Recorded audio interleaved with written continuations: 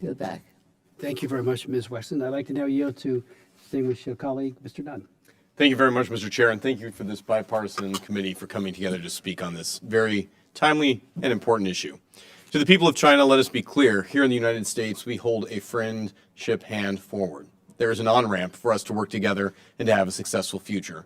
But to the Communist Party of China, let us also be very clear.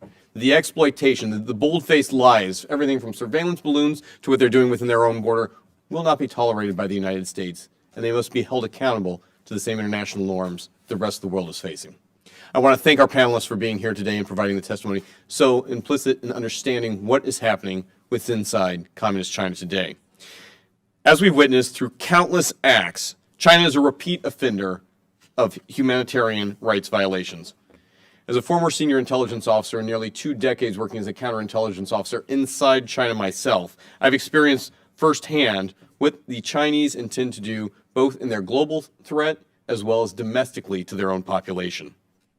The Chinese government's treatment of ethnic minorities and forced detention of over 1 million Uyghurs in re-education camps is yet another blatant violation by the Chinese government, and it's abundantly clear that China will do whatever it takes to achieve not only global domination, but an infliction against its own people at any cost. The Uyghur Forced Labor Prevention Act, as was highlighted today well by our chairman, is an important step forward and provides a powerful tool to address the human rights abuses and promote a fair labor practice in the global supply chain, prevent goods produced within the Uyghur forced labor camps from entering our markets here domestically in the United States.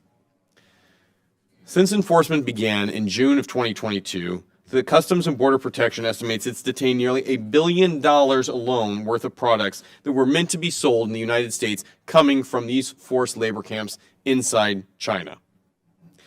These were meant to be purchased by unknowing consumers and presented by the state-sponsored Communist Chinese government as a way to offload its billing. Likewise, we've seen business shift their supply chain practices in order to retain access to the U.S. market, from corporations developing compliance and due diligence programs to ensuring supply chains are free from forced labor around the world.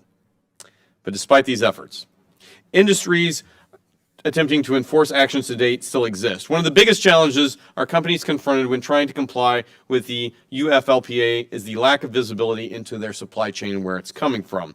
We have become increasingly globalized in a complex network of supply chains, and the Chinese have used this to exploit and hide in plain sight where these sources are coming from. In China, companies are also responding to our actions here in the United States by shipping products to third-party countries and then finding a way to infiltrate U.S. markets, not unlike their production of core elements of fentanyl that are poisoning our streets. The United States must be persistent in its efforts, and in this committee today, we are addressing exactly that. The long-term benefits of improving human rights and ethical practices in the global trade are vital for a sustainable future for both the United States and our friends within China fighting against this. So let me be clear. My position on companies here in the West and around the rest of the world that are using forced labor camps in their supply chains, these companies also are complicit with China's blatant human rights abuses and should immediately develop compliance and due diligence programs to ensure that their supply chains are free of forced labor. So with that, Mr. Chairman, I look forward to hearing from our witnesses and discuss the impact and the challenges of the UFLPA, as well as our steps in Congress to ensure that the Xinjiang Uyghur Autonomous Region is no longer the global epicenter for modern-day slavery. Thank you, and thank you for allowing us to participate in this. Thank you very much, Mr. Nunn. I do want to thank you especially for the expertise you bring to bear, having lived it. So we'll look forward to tapping that wisdom that you will bring to bear on this committee. So thank you so much for that. Michelle Steele, I believe, is online. I'm not sure.